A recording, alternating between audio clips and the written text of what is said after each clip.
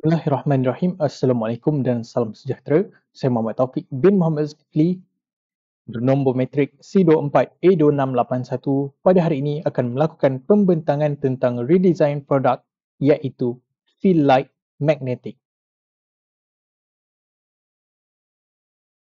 Baiklah, berikut merupakan isi kandungan tentang apa yang bakal saya bentangkan pada hari ini. Itu redesign. Redesign merupakan proses mencipta semula atau menambah baik sesuatu produk sedia ada.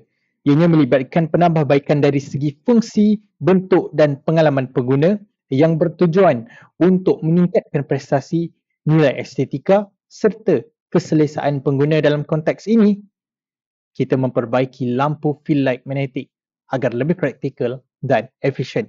Sebagaimana yang dinyatakan oleh Manner Norman pada tahun 2013, good design has to be user-oriented and it has to concern itself with usability, understandability, and user feedback. Mengapa perlu redesign?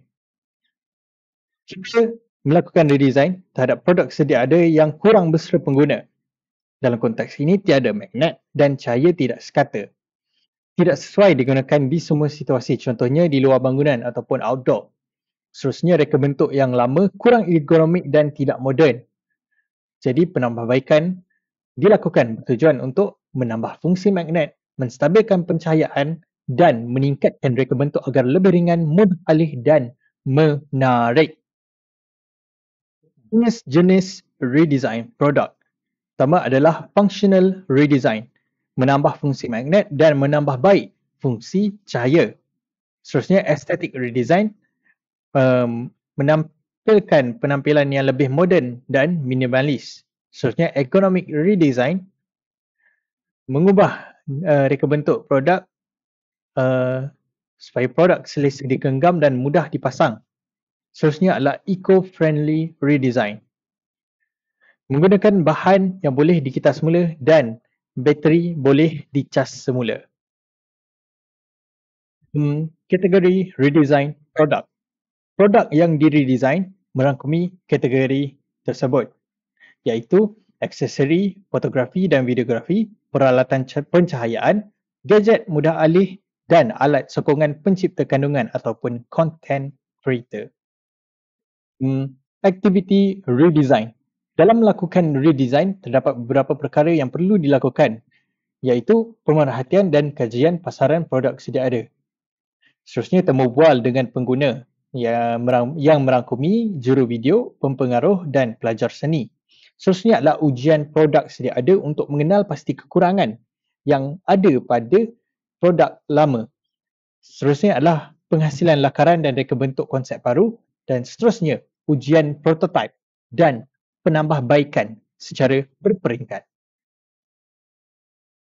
Okay, baiklah. Berikut merupakan contoh produk sedia ada. Pertama adalah Ulanzi VL49, Newer LED Fill Light, Small Rig P96, Lumcube 2.0, Aperture MC, Godox LED M32, Vijim VL81, Endor Mini LED, Pixel G1S RGB dan Ubisize Portable Light.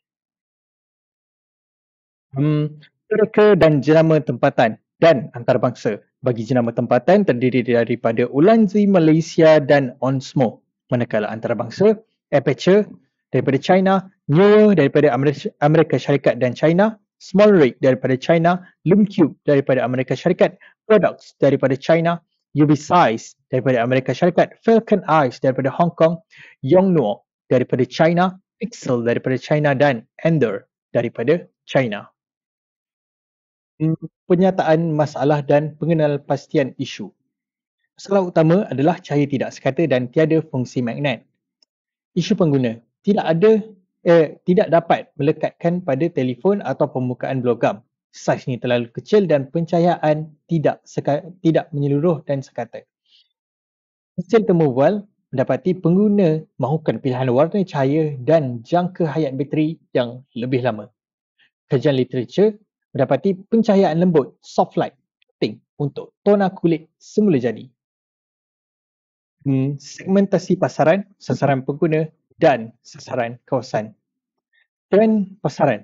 Peningkatan penggunaan fill light oleh pempengaruh dan juru video.